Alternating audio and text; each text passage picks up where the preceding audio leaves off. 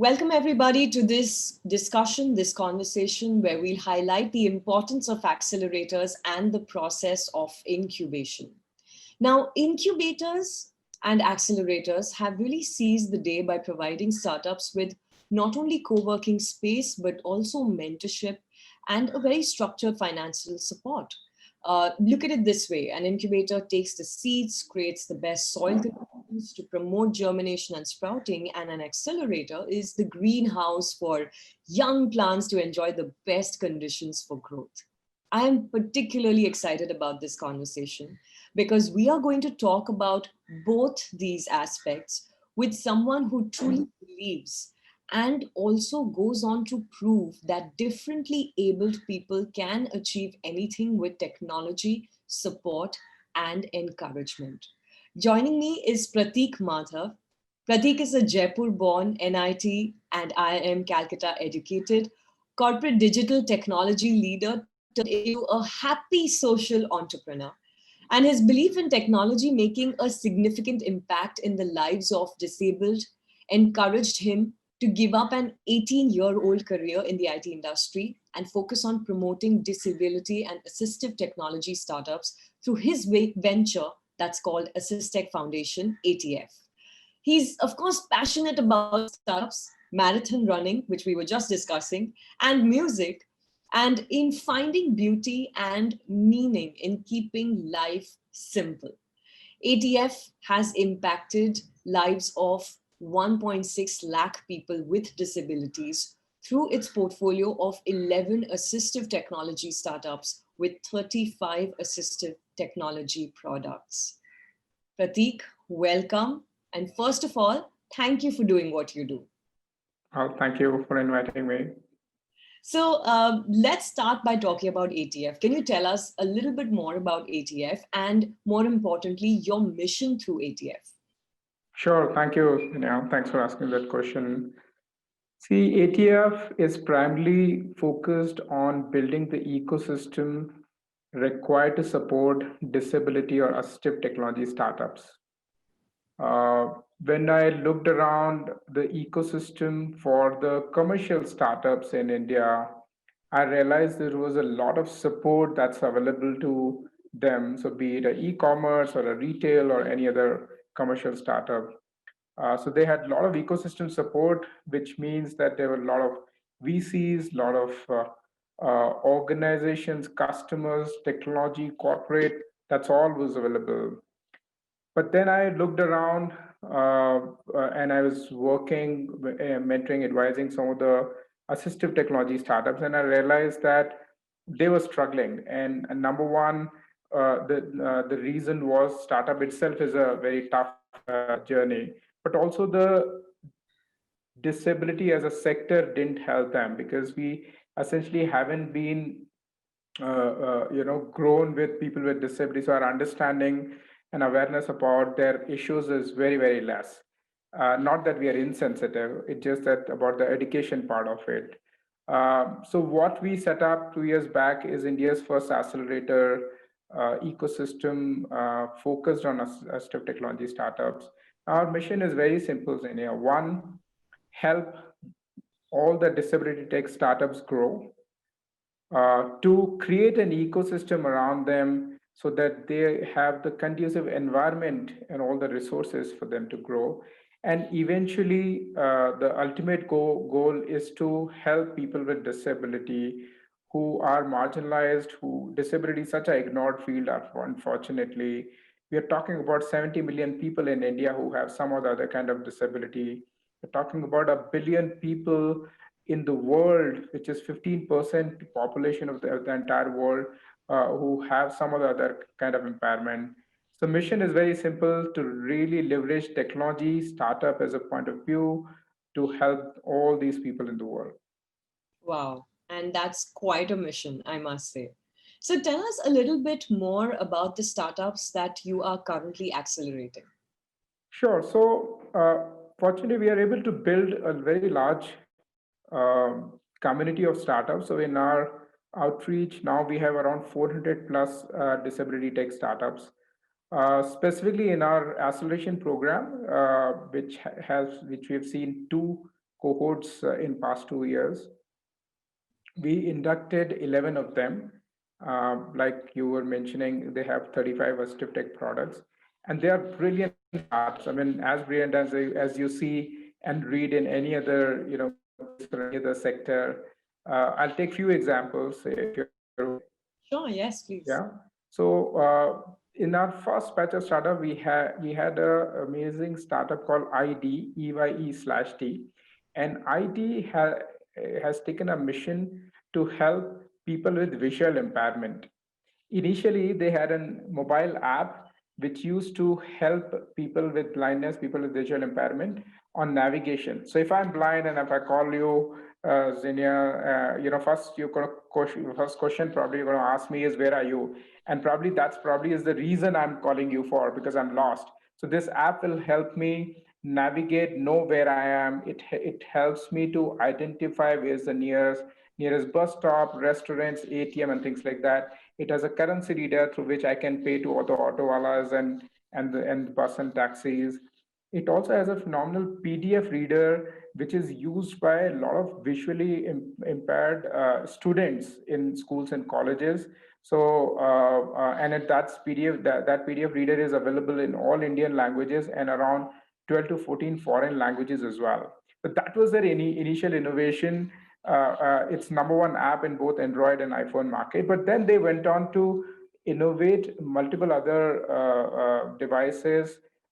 They use artificial intelligence, machine learning to build they eventually built a kind of a Google Glass. It is a small instrument which gets fitted into the blind person's eyewear, and it helps to identify everything which in real time. So if I'm blind wearing an ID cam, I walk, it can identify a dog sitting on the left, a red car coming on the right, a bike driving, things like that. Wow. They won a project in city of Barcelona to help the council over there to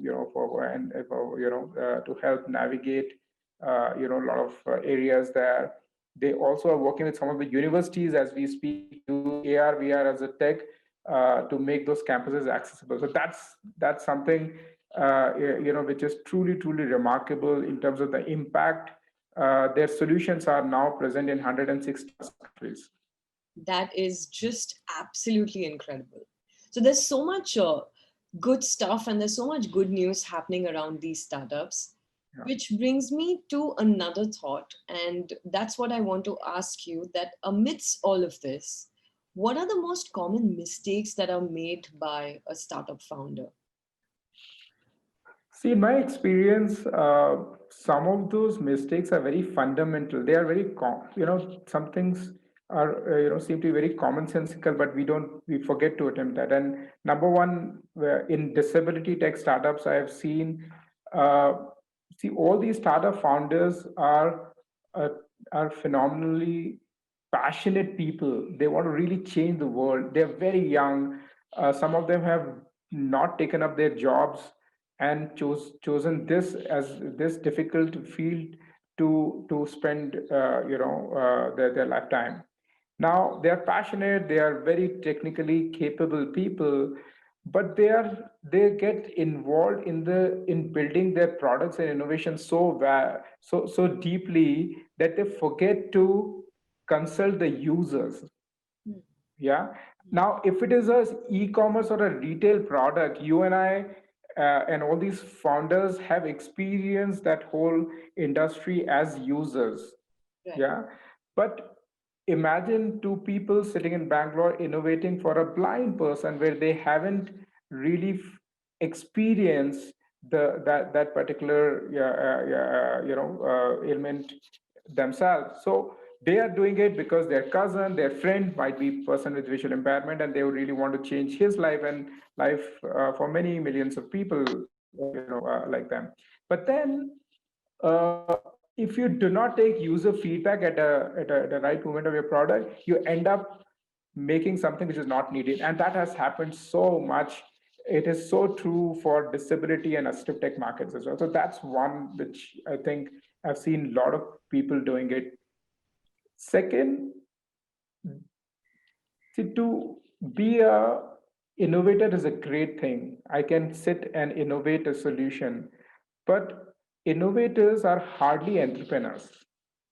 And I say that again, I've seen phenomenal innovation going in universities on disability tech, Hmm. but that innovation hasn't come out commercially. And in my experience, it hasn't reached in the hands of person with disability. Now, the if I were to guess, and the multiple reasons come to my mind, but one reason is because a journey from innovators to entrepreneurs is really a different journey to live, and for that you need to ask for help. A lot of these folks are so involved, they're into their four walls, that they don't ask help.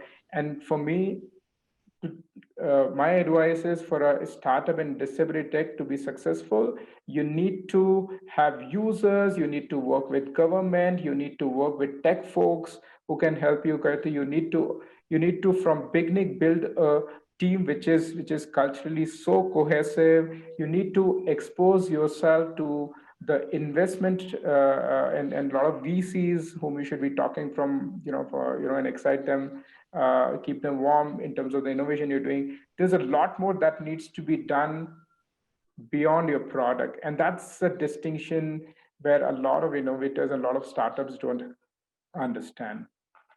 The Absolutely. third and the last one, I think, like all the startups, folks who are passionate about the product and changing the world, they forget to prioritize, what the stuff around them. So I think the second is, if you don't ruthlessly prioritize, some of the stuff which you are doing, I think you'll keep on doing what you're doing, but you'll remain where you are. That's an absolutely great insight, Pratik. Okay, so here's my thought that accelerators are indirectly investors. What do you think about that? And how do you think an accelerator helps one to get funding, for the benefit of everyone that's watching us right now? Sure. See, acceleration is a stage where, hopefully you have some version of the product which is being used in the market now.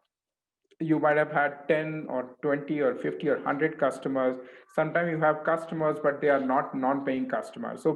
So the basic premise of the whole acceleration process is that your startup has reached certain stage in terms of the product maturity, in terms of the revenue, in terms of views and impressions and things like that, right? Right.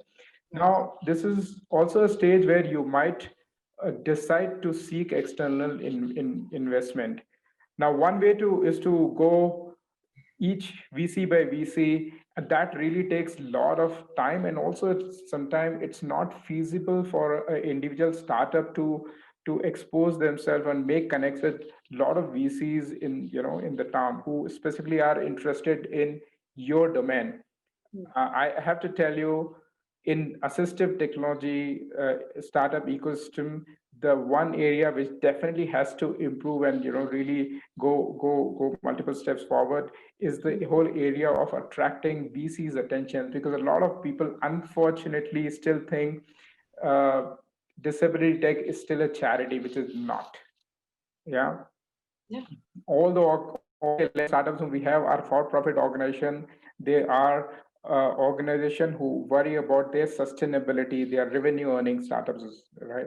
But when they come to accelerator like us, we not only expose them to the VC network, but also prepare them. All you get is sometimes 30 minutes with the VC. And if you're not prepared, so it's just not the invest exposure and introduction to the VCs, but who are interested in your domains, which is very important, that you just don't go to any VC who might or might not have interest and in investing in your area. And there are only handful of people in India and outside who are interested in disability tech, but also the preparation part of it, India, because a lot of these founders, like I said, are very young. So they are great innovators, but then the journey to entrepreneurship is like a self-taught, which is great, but then they're all smart people. But when they come to accelerator like us, we have a set of mentors who have been there, done that. So we Right. have people who have spent 3 decades in the industry, creating companies, selling companies, guiding so many companies to grow. And when these mentors, ATF mentors, come on board and help prepare these startup, and I think so lot of opportunities open up. So it's just not, just to sum up, it's just not the exposure and introduction to the VCs, but also VCs who are specifically interested in your area, also, and in addition to that, the preparation part of it. Absolutely. So let's talk about 2020 specifically now. Tell me, how are the startups under your umbrella reacting to COVID, and what's the kind of advice that you have given them? Sure, I think very relevant question, and thanks for asking that, Sonia. See, 2020 has been a difficult year for all of us, and hence all the startups as well. So it's not just the disability tech startups. I also am active and talking to a lot of people, startups in other sectors, and I realize uh, some of those for some of those startups, the markets themselves has vanished, right? I mean, look at the hospitality and travel related startups, right? Yes. Fortunately, for our sector, the disability tech or assistive tech, the market hasn't vanished, and rightly so, because in fact, all these startups have bigger, larger role to play in the times we are in. And I'll give you a few examples. There are 7 lakh kids in state of Karnataka who are kids with disability who should be in schools. Only 30% of them actually are in schools, and 90% of those 30% drop out by secondary education. So imagine the state of education for kids with disability in state of Karnataka. Now I know government is very, very active. Disability department is doing a number of initiatives to improve that. But here comes COVID, and none of those schools are open. I mean, while my kids have have seamlessly transitioned to the online digital learning through their schools, I worry about those 7 lakh kids who are not able to go to school. Now, we are not only talking about kids with visual impairment, speech and hearing impairment, and physical disability. We are also talking about kids with intellectual disability. And intellectual disability, it's not just that they're going to miss out a whole year of education, they are going to actually miss out development milestones as basic as in intellectual disability. Somebody is taught to tuck a button, Right.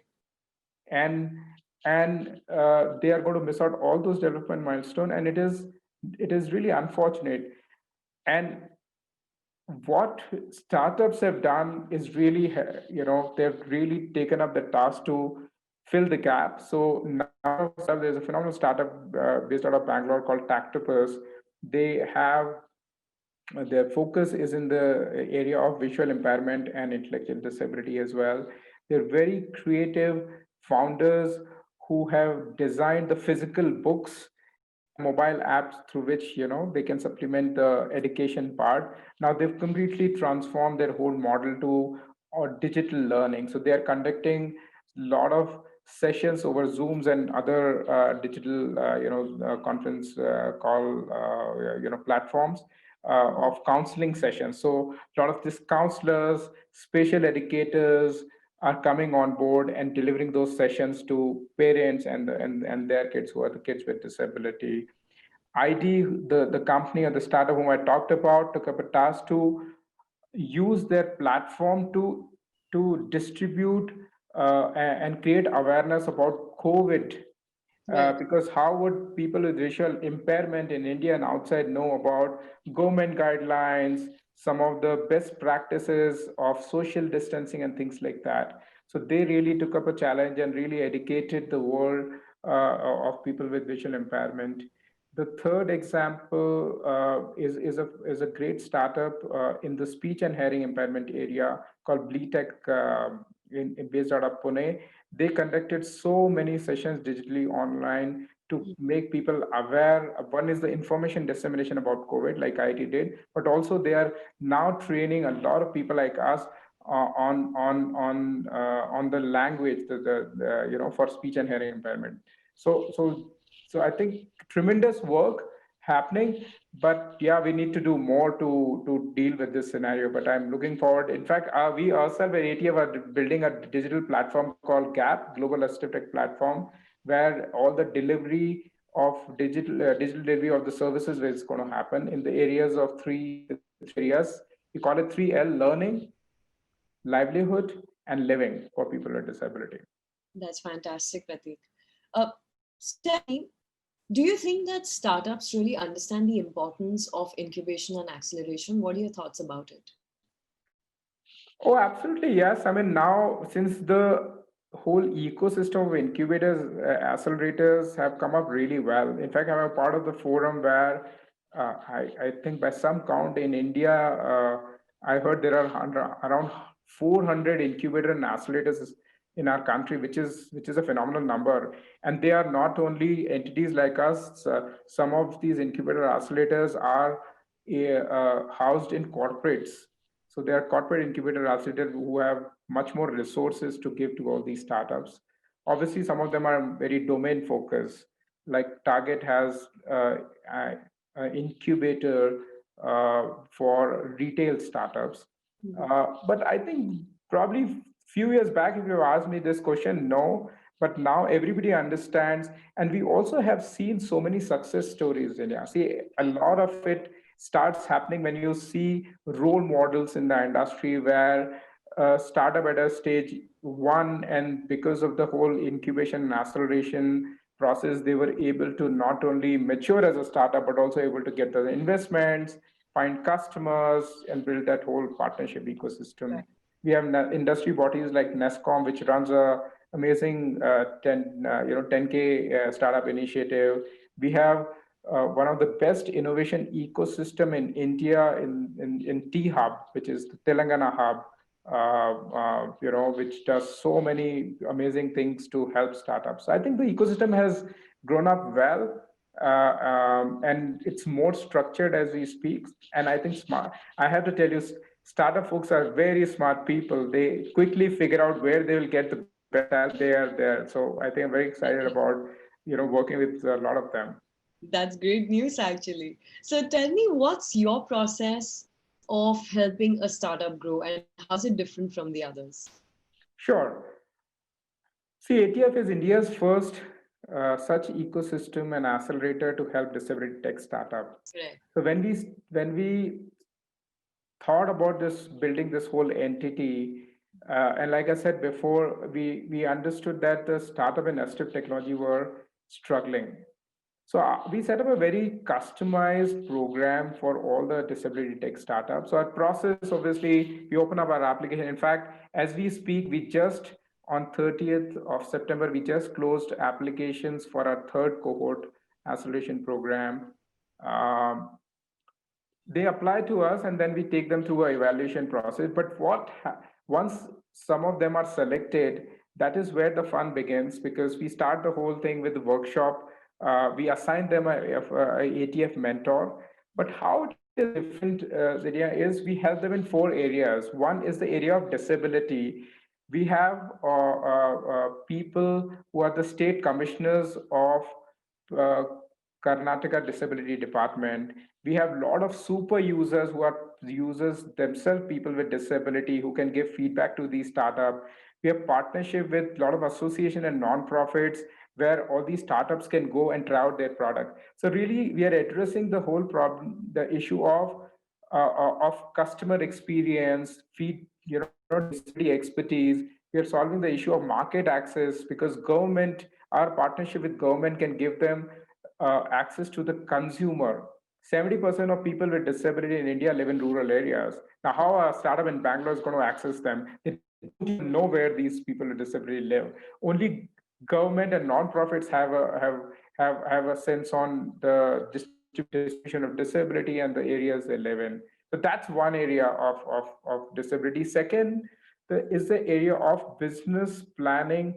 Now, it's just not about making a, a great business plan which stays on spreadsheets. It's just not about that. It's about business model innovation, because in the world of disability, uh, and I'm sure all of us realize, the person who has some impairment probably is not going to be able to afford these devices.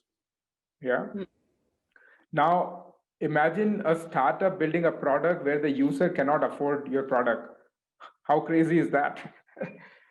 So the way to solve these problems like this is through business model innovation. So B2C is not going to work. Can B2B is not going to work? Can B2B2C work? Or a B2G2C work where government can buy some 10,000 of those devices and give those devices and technology to people with disability at a subsidized cost. Yeah. Can a corporate CSR come in, and through that CSR budget, can they buy some of these devices, 10, 20,000 of these devices and distribute it, right? So it's not just plain business planning, it's also thinking about newer ways to help these guys grow. The third area is technology, which is, I think, self-explanatory, but we have around 25 to 30 people from the technology world coming on board in ATF as mentors. Depending on the technology area, depending on the technology itself, we are able to help them. And the fourth, which is a very interesting area, which has come up very recently through our experience. So startup never asked to help any in this area, but we realized, and that's the whole area of organization behavior, building the culture of the startup, mentoring the startup founder himself or herself.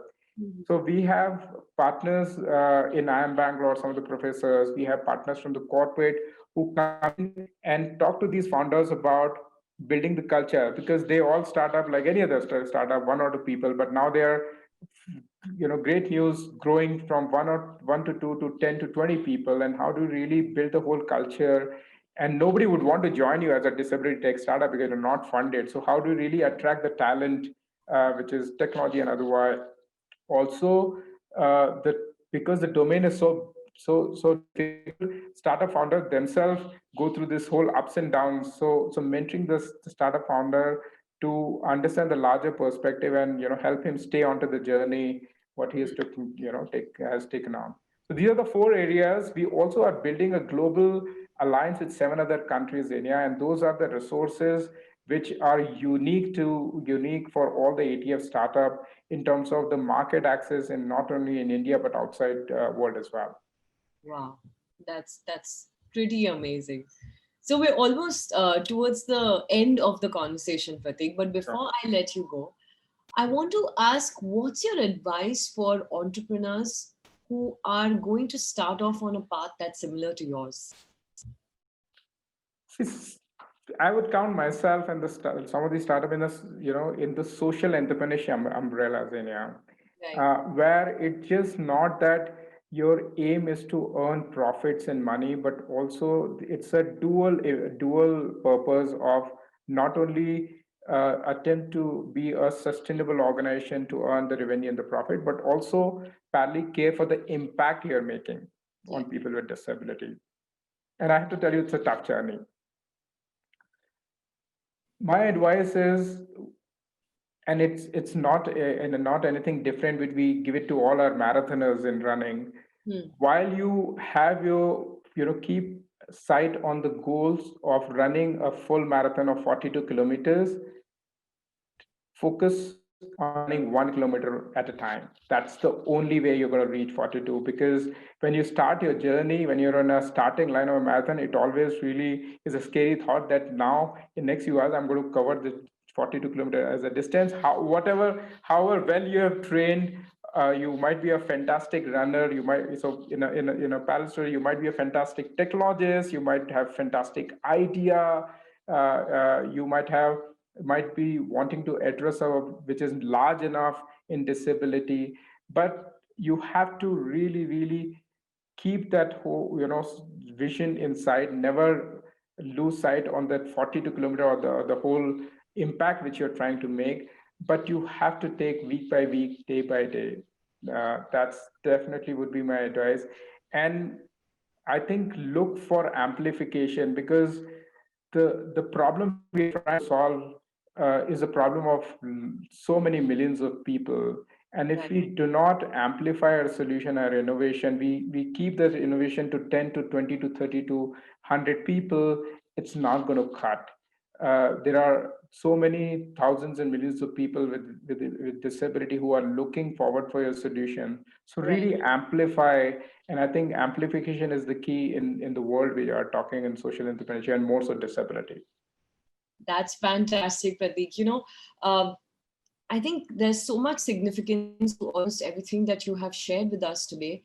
But in the startup ecosystem, what I have understood is that most startup investors aren't really aware of assistive technology-led product ecosystem and what it can do, what its unique requirements are.